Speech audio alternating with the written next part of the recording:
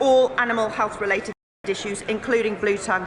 I regularly speak to my colleague Hugh Aranka-Davis, Cabinet Secretary for Rural Affairs, on these matters. Through this collective effort, we've ensured that livestock movements can continue. But I will stress once again the importance of being vigilant, vaccinating, sourcing responsibly and testing. Thank you, Mr. Speaker. What assessment has the Minister made of the value of a single UK-wide digital livestock traceability system to support Welsh farmers and reduce welfare and compliance risks for Northern Ireland processors who rely on Welsh farmers? Minister. I'm sorry, it was very hard to hear that question, but let me assure him that our new SPS agreement with the EU will facilitate the smooth flow of agri-food and plants from Wales to Northern Ireland, protecting the UK's internal market, reducing costs to business and improving consumer choice. Question number 4, Mr. Speaker. Minister. Thank you, Mr. Speaker. Welsh language broadcasting plays a critical role in shaping Welsh identity and culture. S4C has played a vital role in helping revitalise the language and ensures it's kept relevant amongst the ever-growing number of people who speak it, not just in Wales but around the world. Their essential contribution is reflected in the BBC Charter Review Green Paper published just last month. Thank you, Mr. Speaker. Welsh does very well out of broadcasting, but I'm glad the Western Isles are well represented on the airwaves just now. The standout star of Traitors, this season's Traitors, is Stephen Libby from the Isle of Lewis. I think he's going to win it this weekend. I'm glad Gaelic has its place in the government's Green Paper on broadcasting, but the UK government gives S4C 7.5 million a year to help in digital broadcasting. BBC Alapa, the Scottish channel, gets nothing. Will the Minister join me in my efforts to get the UK government to re-engage with Gaelic broadcasting as a cultural and economic dynamo? Minister. Well, I think we're all glued to the traitors this season, and with the exodus from the Tory benches to reform, it's hard not to believe that we're actually living through real life traitors. But I thank my honourable friend for his question. Welsh and Gaelic were the first languages of their nations and have a strong social, cultural and economic significance. As a Welsh speaker myself, I know just how important that is. This government recognises the contribution MG Alba makes to the lives of Gaelic speakers across Scotland and the UK. And my honourable friend will be aware of the BBC Charter Review launched in December. The BBC can best support minority languages, including Gaelic. The Minister will be aware that Ofcom is currently consulting on a draft code of practice for the prominence of public service broadcasters in the digital platforms. Does she agree that it's essential that SPREC is included in any measures that come out of that consultation so that they do have greater prominence on smart TVs and other digital platforms? Thank you. My honourable friend across the benches raises a very, very important point, and one which I've regularly discussed with S4C and my colleagues in the Department for Culture, Media and Sport. It is fantastic news that last week the BBC and S4C announced plans for a major new streaming partnership, giving greater prominence for S4C on the iPlayer. But I know there's more to do on this issue, and I will continue to work with my colleagues and broadcasters on this matter. Chair of the Committee, Ruth Jones. Mr. Speaker, the Welsh Affairs Select Committee took evidence from the CEO and Chair of S4C last week, and it was good to hear their plans for the future. So what discussions has the Minister had with S4C and other broadcasters to further the development of the Welsh language across Wales and beyond? Minister. I thank my honourable friend for her question, raising the importance and sustainability of S4C. And it is that is crucially reflected in the BBC Charter Review launched just in December. And I will continue having those conversations with my colleagues here in Welsh Government, but also with the broadcasters themselves. Rachel Taylor. Question 5, please, Mr. Speaker. Secretary of State. Thank you, Mr. Speaker. With your permission, I'll answer questions 5 and 6 together. This government is absolutely determined to improve the cost of living for families across Wales and the whole of the UK. It's why we're benefiting 69,000 children in Wales by scrapping the 2-child limit. It's why we're slashing household energy bills by an average of £150 a year, and it's why we're again increasing the national minimum and living wage, building on the previous increase which boosted the incomes of up to 160,000 workers in Wales. Rachel Taylor. Thank you, Mr. Speaker. The latest interest rate cut, the 6th since Labour formed this government, is great news for mortgage holders in Wales, in North Warwickshire and Bedworth and across the UK. Bringing down the cost of family mortgages by almost £1,400 a year. Would the Secretary of State update the House on how this government's policies are helping to strengthen our economy and improve the cost of living as a result? Secretary of State. Can I thank my honourable friend for her question? She's absolutely right, Mr. Speaker. This government is supporting people across Wales and across the UK with the cost of living. Since we came into government, households who are now taking out a new mortgage are saving around £1,400 a year on their mortgage repayments. We've increased the state pension by 4.8%, and that'll take effect in April, benefiting 700,000 pensioners across Wales, and uprating universal credit standard allowance by over 6%, the first ever permanent real terms increase, benefiting 320,000 households in Wales. Mr. Speaker, the cost of living is still a major concern for my constituents in Llanelli, so I very much welcome the decision by this Labour government to give householders £150 help with their domestic energy bills. But can the Secretary of State explain exactly who is eligible and when and how they will receive this money? Can I thank my honourable friend for her question? Energy bills are a significant issue for people across the country, and that's why from April this year all households will see an average £150 reduction in costs on their energy bills thanks to this Labour government. Energy suppliers will pass on the savings automatically to households, and she will have seen today the launch of our Warm Homes Plan, the £15 billion fund, and in Wales this will make grants available for households to replace gas boilers with heat pumps, and it will mean stronger standards on landlords who privately rent homes so they are safer, warmer and more affordable to run. Ms Davies, Secretary of State. Wales could be disproportionately affected by US tariffs, which could be a challenge for many Welsh businesses. The words of Labour First Minister Baroness Eluned Morgan in her correspondence to the Prime Minister. Lots of talk about traitors, but Mr. Speaker, we, the Conservatives, over the past 27 years, are the ones who seriously scrutinised, challenged and exposed the failings of Welsh Labour, clearly propped up by Plaid and the Lib Dems. So will she confirm it's the two fabled Labour governments who simply cannot work together who are just making the cost of living and unemployment worse in Wales? Secretary of State. Wages are up. Wages are up. Inward investment is up. Inactivity is down on the year. Unemployment is down on the year. And we've had 6 cuts in interest rates so that families taking out a new mortgage are £1,400 a year better off than they were under the Tories. Sean Davies. Number 7, sir. Minister. As two governments, we are committed to working together to keep cross-border arrangements fair, transparent and patient-centred. I'm proud that last year's spending review saw the largest financial settlement in the history of devolution. Working in partnership, we will fix the NHS and make it fit for the future. John Davies. Mr. Speaker, the incredible Lincoln Davies Cancer Charity provides life-saving and life-changing cancer care, working with the NHS to support patients across Wales, Telford and wider Shropshire. The charity and the NHS has plans to double capacity of cancer treatment. I am proud to support this campaign.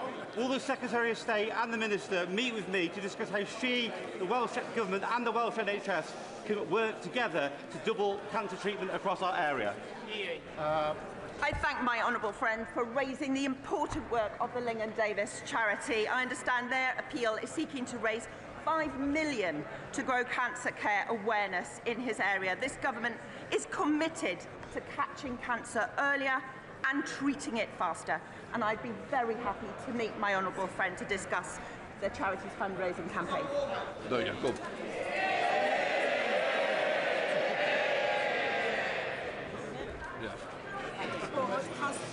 Paris Health Board categorising the needs of its patients based on cost rather than on their clinical need, and that's causing a real problem for the Robert James and Agnes Hunt Orthopaedic Hospital in my constituency and the associated Headley Court Veterans Centre, because they need to prioritise patients based on clinical need and not on whether Paris House Board will pay for them this year.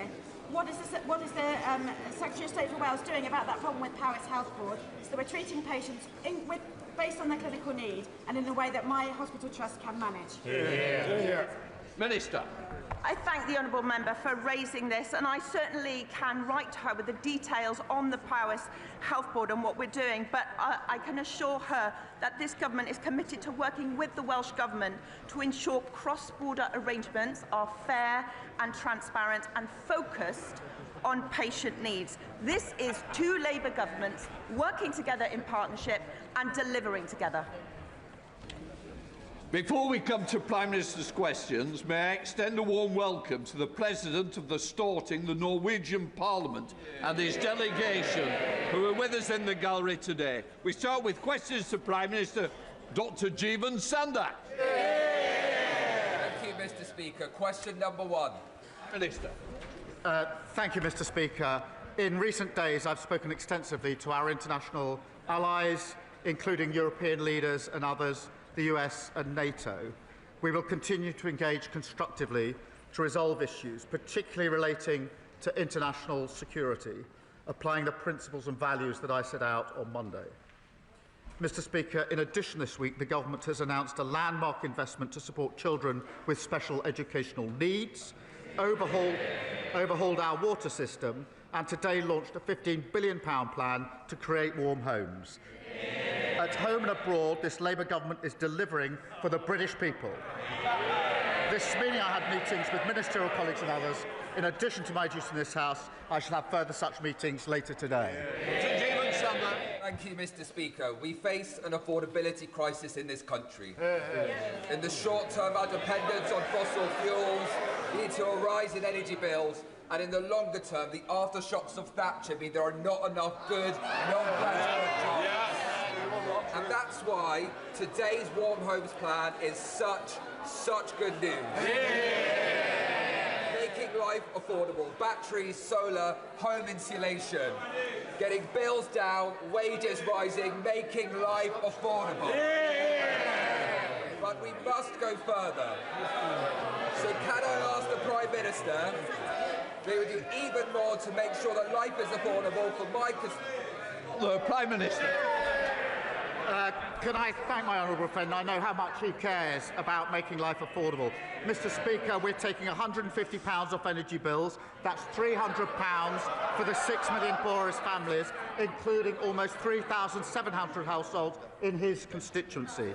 The Warm Homes plan we're announcing today is the biggest ever public investment in upgrading British homes. It will lift 1 million households out of fuel poverty, tackling the cost of living. That's the difference a Labour government makes.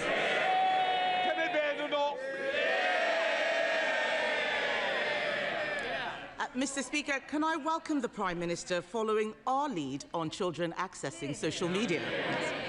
In particular, can I thank the Shadow Education Secretary, 61 Labour MPs and the Greater Manchester Mayor for forcing him to think again. Mr. Speaker, the Prime Minister and I agree. The future of Greenland should only be decided by the people of Greenland. When the Prime Minister made this point to President Trump on Monday, did the President agree or disagree? Prime Minister. Well, Mr. Speaker, engaging constructively on international security matters hugely, particularly when it comes to security in the Arctic, and that's the context in which this discussion is going on in relation to Greenland. As we engage constructively, I have made my position clear on our principles and values. The first of those is that the future of Greenland is for the people of Greenland and the Kingdom of Denmark alone. The second is that threats of tariffs to pressurise allies are completely wrong. Mr. Speaker, we will continue to engage constructively. I've had many international calls in recent days, and the Prime Minister of Denmark is coming to the United Kingdom tomorrow for bilateral talks. But I do want to be clear with the House. I will not yield, Britain will not yield on our principles and values about the future of Greenland under threats of tariffs. And that is my clear position. Mr. Speaker, I'm very glad to hear the Prime Minister say that. We all know that the people of Greenland do not want to be ruled by America. But does he agree that just as those in Greenland should decide their own future, so should the Chagossians? Mr. Speaker, I've made out my position on Greenland absolutely clear on Monday and a moment ago. President Trump deployed words on Chagos yesterday that were different to his previous words of welcome and support when I met him in the White House. He deployed those words yesterday for the express purpose of putting pressure on me and Britain in relation to my values and principles on the future of Greenland. Mr. Speaker, he wants me to yield on my position, and I'm not going to do so. Given that that was his express purpose, I'm surprised the Leader of the Opposition has jumped on the bandwagon. I had understood her position. Mr. Speaker, I had understood her position to be that she supported the government's position on the future of Greenland. Now she appears to support words by President Trump to undermine the government's position on the future of Greenland. She's chosen naked opportunism over the national interest. Mr. Speaker, we'll note that when I asked him what the President told him, he couldn't tell us. Now he expects us to believe he knows what's going on in President Trump's mind. Let me remind him, his Deputy Prime Minister, then Foreign Secretary, used to say that if President Trump didn't like the deal, it wouldn't go ahead. And let's look at what President Trump actually said. The Chagos deal is an act of great stupidity and a sign of total weakness. We didn't need President Trump to tell us that. We've been saying this for 12 months. And let's remind the Prime Minister, President Trump thought that we were doing this, that the Prime Minister is doing this for money. The Prime Minister is giving away territory we own and paying £35 billion for the privilege. Why doesn't he just scrap this terrible deal and put the money into our armed forces? Prime Minister. The words from President Trump were expressly intended to put pressure on me to yield on my principles. What he said about Chagos was literally in the same sentence as what he said about Greenland. That was his purpose. And the future of Greenland is a binary issue that is splitting the world at the moment with material consequences. I've been clear and consistent in my position on the future of Greenland. The future is for Greenland and the Kingdom of Denmark alone. The Leader of the Opposition has taken 3 positions in 10 days. 10 days ago, she said Greenland was, in her words, a second-order issue. 4 days ago, she said she supported our position on Greenland. Now she's backing arguments intended to undermine our position, Britain's position on Greenland. This is an important national moment, and yet again, the Leader of the Opposition has shown she is incapable of rising to it. I've already told him we agree on Greenland. I'm asking about the Chagos deal. That money, that £35 billion, should go to the armed forces. Mr. Speaker, the world is changing. We are in a very different place, the most dangerous international environment since the end of the Cold War. Last week, the head of the armed forces, not me, the head of the armed forces warned that our military faces a £28 billion shortfall. Is he right? Prime Minister! Mr. Speaker, I'm proud we're spending more on defence than any time since the last Labour government. The Strategic Defence Review It's back the biggest sustained increase in defence spending since the Cold War. That's £270 billion this Parliament, making defence an engine of growth. That is a stark contrast. Ben Wallace, the longest-serving Conservative Defence Secretary, openly admitted that under their watch our armed forces were hollowed out. Order, order, order. Mr Bowitt and Mr Cartledge, it is continuous week in, week out, and there's a couple over here who will also be going out for a cup of tea with you. Please, calm it down, or you know the consequence. Prime Minister. Mr Speaker, they shout on a Wednesday and they defect on a Thursday. The loudest shouter used to be the former Shadow Justice. We should take a note of who's shouting most loudly this week. Kevin Bernal. Mr Speaker, the Prime Minister wants to talk about defections. Let me tell him that when I had someone undermining my party, I sacked him. If he sacked... Mr Speaker, if he sacked...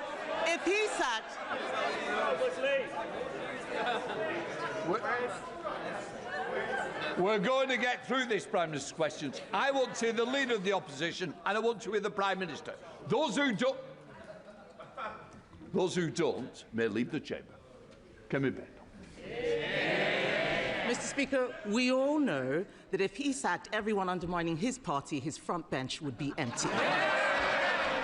But these questions I'm asking, these questions, well, jokes aside, these questions are about our national interest. These questions are about our national interest.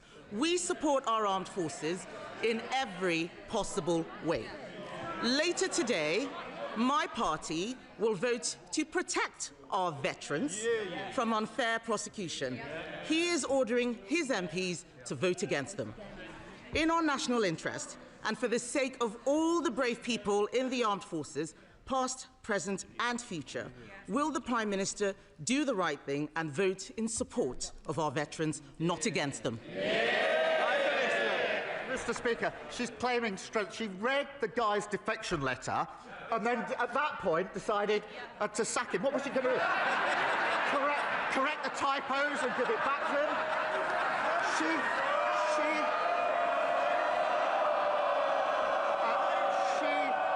She should have sacked him when he made disgraceful comments about faces in Birmingham, and she failed to do so. And she smiles, saying it's a good thing she's cleared out, a good thing there's fewer Tory MPs. The rest of the country agrees with her completely in relation to that. On the question of veterans' protection, under the last government, they passed legislation which was struck down, leaving our veterans utterly exposed. We're putting in place proper measures to protect them. Mr Speaker, the Prime Minister wants to talk about leadership. Three of his own cabinet ministers told the Times on Saturday that he needed to learn from me. Order! I'll tell you now, I'm having no more. Do we understand each other? Thank you. Come here, no. Thank you, Mr Speaker. But back to the national interest. Instead of acting in it, Mr Speaker, the Prime Minister just tries to get through the day. On the Chinese spy hub embassy, he's too weak. On Chagos, he's too weak. On funding for the armed forces, he's too weak. On protecting our veterans from prosecution, he's too weak. Yes. Mr Speaker, I will support the Prime Minister when he does the right thing. But time after time, this Prime Minister has done the wrong thing for our country. Isn't the truth that he is too weak to stand up for our national interests? Prime Minister. Mr Speaker, I've spent the week working with our NATO allies to protect our national security and ensure we have unity in NATO. That's a matter of national importance. She's utterly failed to rise to the occasion and show the solidarity she could have shown in this House. She spent the week trying to hold together what's left of the Tory party. And she says I should learn from her. She has no judgment. Only a week ago, she was saying in relation to Greenland, she shrugged and said it's some second-order issue. Terrible judgment. Then she flip-flopped with 3 different positions in 10 days on Greenland. She said Liz Truss's mini-budget was 100% right.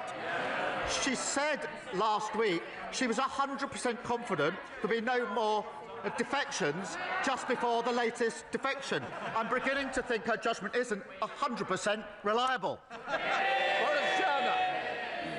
Thank you, Mr. Speaker. NHS waiting lists in Birmingham are down by almost a quarter under Labour and still falling. That's more than 28,000 people no longer stuck waiting for essential treatment. Yes, there are challenges still, but they are being addressed and progress is being made. Does he agree that this progress must be sustained, including by reducing ambulance waiting times? Minister. I'm pleased to confirm, Mr. Speaker, that last week saw the second biggest fall in NHS waiting times for 15 years. Waiting lists down by more than 300,000, recruitment of GPs an extra 2,900, and ambulances are arriving nearly 15 minutes faster this winter than they were last year. There is much more to do. That's why we're delivering the biggest upgrade to our ambulance fleet for many years. That progress has been made possible by Labour's decisions that were opposed by the parties opposite. Leader of the Liberal Democrats, Ed Davey. Thank you, Mr. Speaker. We remember how Tony Blair ignored warnings from these benches and tied himself to an unpopular American president and a disastrous foreign policy, while close allies like Canada and France looked on in horror. With Donald Trump increasingly acting like a crime boss running a protection racket, threatening to smash up our economy unless he gets his hands on Greenland, will the Prime Minister avoid Blair's historic mistake, take our advice this time, and join Prime Minister Carney and President Macron in standing up far more strongly to President Trump? Prime Minister. Well, he clearly isn't listening. I said I will not yield on the principles and values that I uphold, this country upholds in relation to the future of Greenland. But the relationship with the US matters, especially on defence, security and intelligence and nuclear capability, also on trade and prosperity. Mr. Speaker, whilst he's trying to get sound bites, we mustn't forget a war is raging in Europe. It is in its 4th year. The Russians are raining bombs down on Ukrainian civilians day and night. Temperatures were -20 in Kyiv last night. 60% is without power. People are erecting tents to keep themselves warm. We have to work with our allies, including the US, on security guarantees to make sure we can do what we must do in relation to Ukraine. Now, that does not mean we agree with the US on everything, and I've been absolutely clear on my position on Greenland and my position on tariffs, but it is foolhardy to think that we should rip up our relationship with the US, abandon Ukraine, and so many other things that are important to our defence, security and intelligence. Of course, we're not arguing that, Mr. Speaker. We're arguing he follows France and Canada, our close allies. But here's one thing that we can agree on, Mr. Speaker, that the UK strengthens our defensive capabilities, like the Prime Minister said earlier. But, Mr. Speaker, the government is going far too slow in investing in our defensive industries. It hasn't even published the defence investment plan that was promised last autumn. Correct. And that delay is putting critical industries like helicopter manufacturing based in Yeovil at risk. Putin is waging a war in Europe. Trump is threatening to undermine NATO. We have to rearm fast. So why won't the Prime Minister just get on with buying great British helicopters made in the West Country? Prime Minister. Well, Mr. Speaker,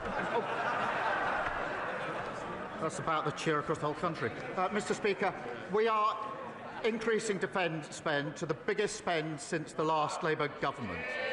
We are doing that because of the decisions we took at the budget in relation to the money that's available. He wants more money on defence spending. He wants it faster. What did he do at the budget? Did he stand up and say, I support this? No, he voted against it, against the measures necessary to carry out the upgrade. Steve Yem. Thank you, Mr. Speaker. Sadly, on Christmas Day, my constituent Beryl Barrett passed away after tragically falling into an unrepaired pothole, and I'm sure the whole House will wish to share my condolences with the family. In my constituency of Mansfield, there are literally thousands of potholes in our roads which Notts County Council are failing to repair. Does the Prime Minister agree with me that it's time the Council took action to repair our roads? And will he meet with Beryl's family so that we can work together to ensure that no more accidents like this happen again? Prime Minister. Can I send my deepest sympathies to Beryl's family, and I will make sure the Roads Minister meets the family at the earliest opportunity. Mr. Speaker, it shows why tackling potholes really matters. We're investing £2 billion in East Midlands to fix the roads and improve local transport. We're also putting in place tough new standards so that councils must prove they're fixing roads properly. And I'm pleased many excellent Labour councils across the country are leading by example. Dr. Ellie Charles. Thank you, Mr. Speaker. For decades, our rivers, lakes and seas have paid the price of a failing system, so the Water White Paper is a welcome first step in beginning to set things right. But there's a glaring gap. Agricultural pollution contributes 40% of the pollution in our waterways, but merits only one single page in this white paper. Can the PM tell me why on earth this is the case, and when he will start working with farmers to support river-friendly farming practices and treat agricultural pollution as seriously as sewage pollution? Prime Minister. We inherited a real mess on water, and we're taking the most effective and far-reaching measures to deal with it. But I have to say, as someone who stood to lead her party, I wonder what she makes of how her leader is responding to this global uncertainty. Because what he's saying is this is the time, this is the moment to withdraw from NATO. This is the time to kick the US out of our military bases. This is the time to negotiate, hear this, with Putin to give up our nuclear deterrent. I'm sure Putin will be very quick on the line for that one. It's as reckless and irresponsible as their plan to legalise heroin and crack cocaine. That's the Green Party now. High on drugs, soft on Putin. Can I just say, we don't ask opposition questions. They're coming to the Prime Minister, not the other way around. Right, let us move on. Douglas McAllister. Thank you, Mr. Speaker. West Dunbartonshire is set to benefit from record UK Labour government investment. £60 million of local growth funding just announced for the Glasgow City region, to add to the £20 million for Dumbarton Town Centre regeneration. Add to that the £20 million Pride in Place funding for my hometown of Clydebank, and the £1.5 million immediate impact funding. Does the Prime Minister agree with me that this is in stark contrast to the SNP, who abandoned their communities, and demonstrates the difference a Labour government makes to West Dunbartonshire and to Scotland? Well, I'm very pleased, Mr. Speaker, we're backing his hometown of Clydebank with £20 million of Pride in Place funding. And just this week we hosted a reception meeting people working hard to change their neighbourhoods across the whole of the United Kingdom. That's Labour delivering on national renewal. And as he rightly says, compare that to the SNP, more interested in squabbling over independence than using a record settlement to fix Scotland's public services. Robin Swan. Thank you very much, Mr. Speaker. Challenging economic inactivity and supporting the vulnerable across the country is something that we all want to address. So would you be surprised to learn that in Northern Ireland around 11,000 people previously supported by the UK's Shared Prosperity funding programmes will see those programmes cut dramatically, compounded with 400 job losses? So can I ask the Prime Minister, does he support those cuts of those vital programmes, and will he arrange an urgent meeting for me with the relevant decision maker in government and the organisations who have been impacted, so that these changes and challenges can be resolved? Prime Minister. We've delivered a record settlement for Northern Ireland in the budget to strengthen public services and to kick-start growth. And the Local Growth Fund, designed actually in partnership with the Executive, will see £45 million every year to support local growth. But I'm very happy to make sure that ministers meet him to discuss the particular concerns that he has. Kirsten. Thank you, Mr. Speaker. 1.5 million women in the UK live with endometriosis, which is a painful and life-changing condition. As chair of the Endometriosis APPG, I met Jessica Smith and Endo Warriors West Lothian to discuss their campaigns for a national endometriosis registry to capture and audit diagnosis, treatment and outcomes. Will he join me to commend the work of Jessica, Endo Warriors West Lothian and Endometriosis UK, and will he meet with me to discuss creating a registry to improve the lives of women living with endometriosis? Prime Minister. Well, let me pay tribute to her and all women and others who are campaigning on these vitally important issues. Far too many women are left waiting in serious pain for care, and that's why we're investing £8 million in research on diagnosis, treatment and pain management. I know the Minister for Women's Health will be keen to talk to her about her proposals and the issues, and I thank her for raising it. Gregory Campbell. Thank you, Mr. Speaker. I have a constituent not yet 30 years old, a civil servant who's just been diagnosed with a terminal illness. She has been told she has a very short time to live.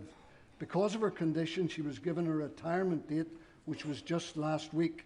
She has not received notification of any actual pension payment and has spent long hours trying to contact Capita. HMRC has claimed that all outstanding documentation has been supplied to Capita in November. I've written to the Chancellor, contacted the MP hotline and Capita. It still remains unresolved. Can the Prime Minister, along with the Chancellor, help to get this action resolved immediately? Prime Minister. Can I thank him for raising this case, and I'm truly sorry to hear about his constituent. If he wouldn't mind following up with the details of the case, I will make sure that it's dealt with urgently on behalf of his constituent. Neil Coyle. Mr. Speaker, yesterday I welcomed Bermondsey PC Kevin Webster to Parliament after his recognition as Met's PC of the Year 2025. Will the Prime Minister commend Kevin for his local work and that of Southwark Labour Council's amazing nighttime antisocial behaviour team? Will he tell us when they'll have new powers under the Crime and Policing Bill? And will he remind the Met that its access standards require all local officers like Kevin to be a maximum 20-minute walk from their ward, a policy currently going unmet in Rotherhithe? Prime Minister. Can I congratulate Kevin and thank police across our country working hard to protect our communities? The party opposite decimated local policing and we're restoring it.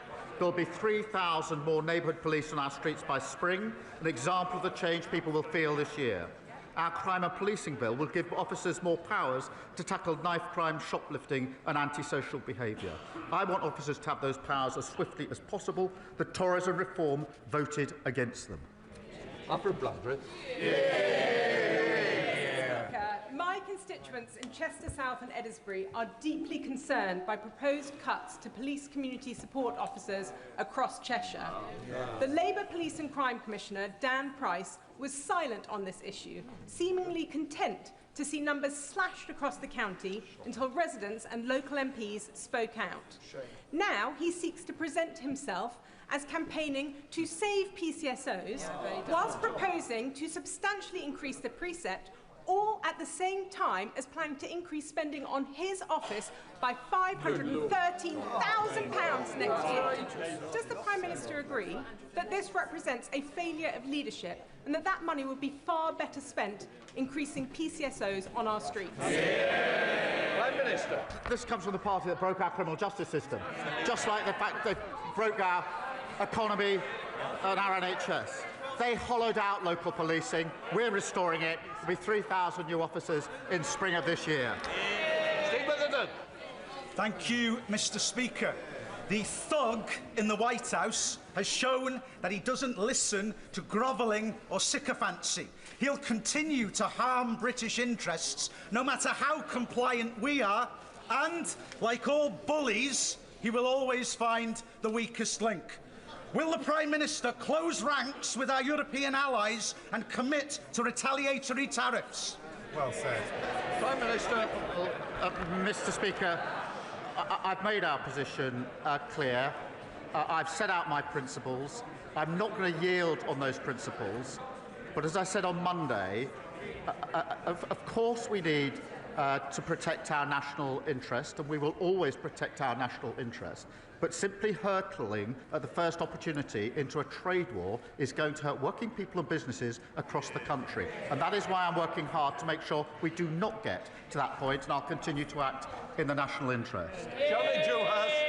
Thank you, Mr. Speaker. Now, the Prime Minister may be aware that my local authority in the East Riding of Yorkshire is the lowest funded per pupil for children with special educational needs and disabilities, and that his local authority in Camden is the highest, an inequality he has repeatedly pledged to end. Well, Mr. Speaker, the results are in. Next year, children in my local area will receive just under £1,000. Children in his local area will receive over £3,800. The gap is getting wider. So can the Prime Minister explain to the House why he thinks children in my constituency are worth so much less than the children in his? We're applying their formula.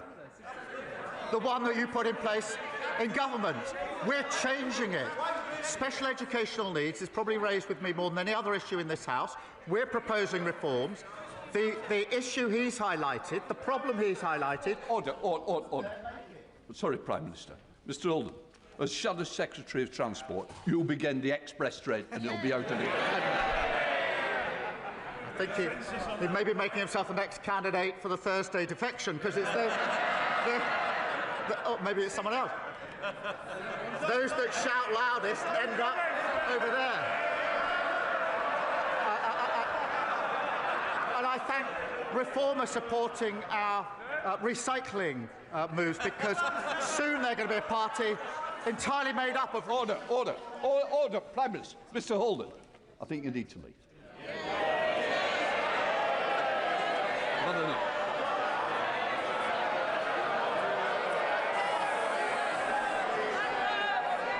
Prime Minister. OK, Rebecca Long-Bailey. Thank you, Mr Speaker. Police officers in Greater Manchester are facing exceptional pressures as they work to keep our communities safe from horrific terror threats, hate crime, organised crime and regular mass large-scale protests. But despite this, GMP received the second lowest percentage funding increase of any police force under the provisional settlement, leaving it £12 million worse off. Now, I know the Prime Minister will share my concerns, so will he urgently work with the GM Mayor, Deputy, myself and Greater Manchester MPs to ensure that GMP has the funding it truly needs to keep our communities safe? Here. Prime Minister. Can I thank her and say I was humbled to visit Greater Manchester Police after the Heaton Park synagogue attack. The professionalism and bravery that they showed was remarkable. Mr Speaker, we've boosted total police funding, and Greater Manchester will receive up to £902 million, an increase of over £31 million. I want to reassure my honourable friend we'll continue to work with her and local leaders to make our streets safe. Matthew. Thank you, Mr Speaker. My constituency of Melksham and Devizes does not have a minor injuries unit, leaving many to travel far afield to Bath or Swindon to access A&E services. Would the PM please meet with me to discuss the need for an expanded hospital provision in my constituency? Thank you. Prime Minister. Thank him for raising this on behalf of his constituents. I will make sure he gets the meeting with the relevant minister to talk through his particular concerns so that we can seek to address them. Jasmine Qureshi. Thank you, Mr Speaker.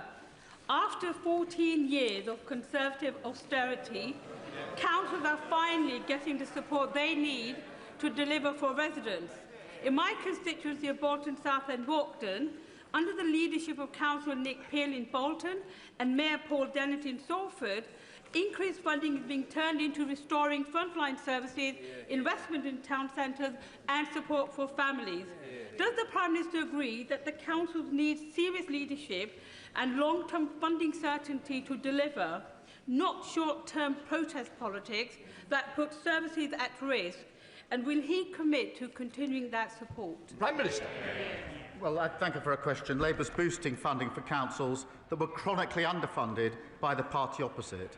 I pay tribute to Labour councils delivering results for her community in stark contrast to the division and chaos we've seen from Reform councils wherever they've been elected. Katie Lamb. Tens of thousands of people across Kent and Sussex were without running water last week. While the response of South East Water was shambolic, the Staplehurst Emergency Help Team got a bottled water supplier, set up a collection station and delivered water to vulnerable people. Using only volunteers, they supported local people, businesses, farms and care homes with 20,000 bottles of water. Does the Prime Minister think, as I do, that South East Water should be ashamed to be schooled in crisis response by the volunteers of the Staplehurst Emergency Help Team? Yes. And has he, like many of my constituents and many of our colleagues, lost confidence in South East Water's Chief Executive? Prime Minister. Well, I thank you for raising. The situation is completely unacceptable, and we welcome Ofbot's investigation into the company. That is the right thing. The Environment Secretary met company bosses last week to stress the need for accountability, and ministers are continuing to chair daily meetings. But it is totally unacceptable and it needs to be fixed. Lee Barron. Thank you, Mr. Speaker. For too long, many of my constituents in Corby and East Northamptonshire have not had access to good, secure, well-paid jobs. We made a commitment in our manifesto that we would change that. You can't grow an economy based on insecure work, where from one week to the next, somebody doesn't know how many hours they're going to work or how much money they'll be paid. Would the Prime Minister agree with me that all workers should have the hours that they actually work reflected in their contracts so that we can give all working people the security to plan their finances, the security to plan their lives and the security to build a future for themselves and their family? Prime Minister. Well, I'm proud of this Labour government delivering the biggest upgrade to workers' rights in a generation. And we're ending exploitative zero-hour contracts, ending unscrupulous fire and rehire practices, plus parental leave and sick pay. And workers will benefit from those rights in April, Mr. Speaker, and they should never forget that Reform and the Tories opposed every single one of them. Robert Jenrick.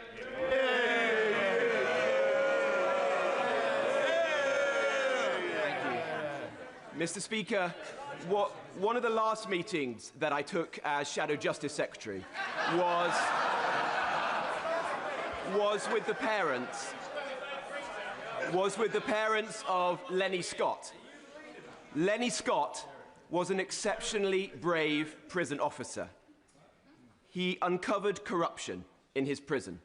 He left the service, and years later he was hunted down and brutally murdered. Because he died after leaving active service, there was never any compensation paid to the children that he left behind. I know the Prime Minister would want to right this wrong. I wrote to the Justice Secretary privately after I discovered this, and I should say his parents never asked for any support. Would the Prime Minister correct this, ensure that this brave man's children have the support that they need as they grow up without the father that they deserved, and join me in thanking all the brave men and women who serve us in our prison service? Prime Minister.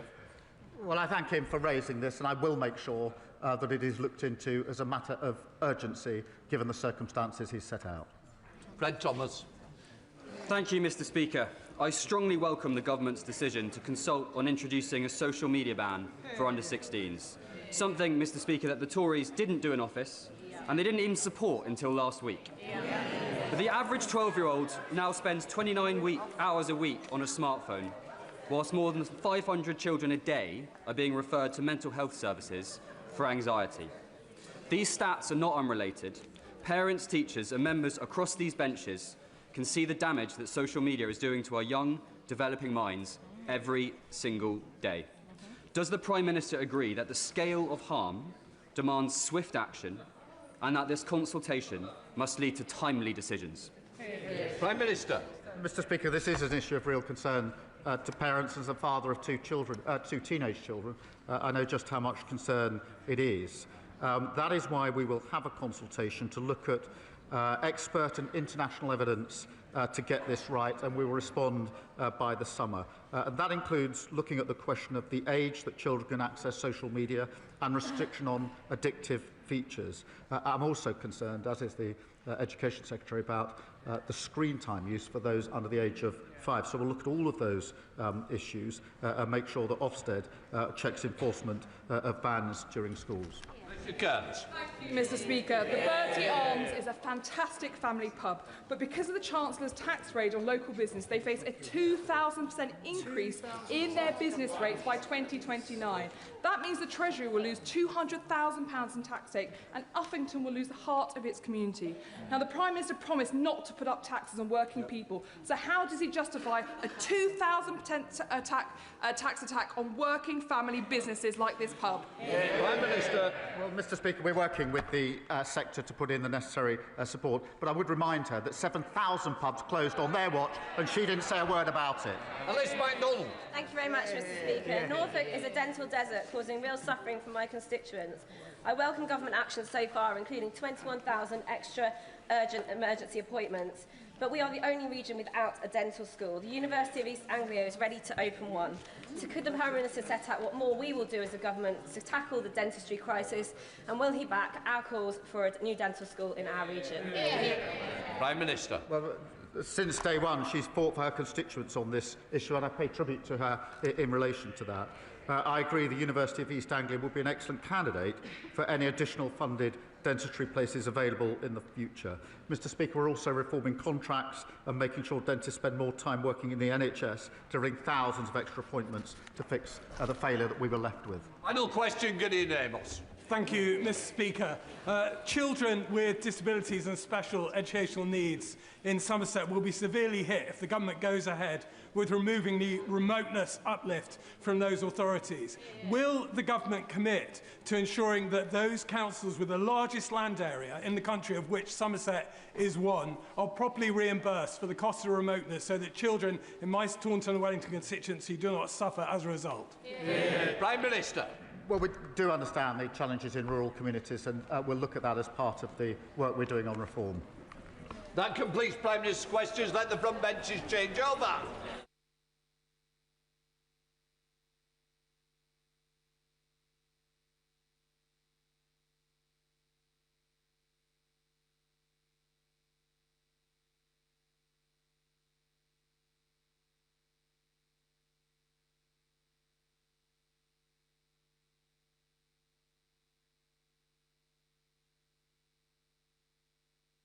Point 4.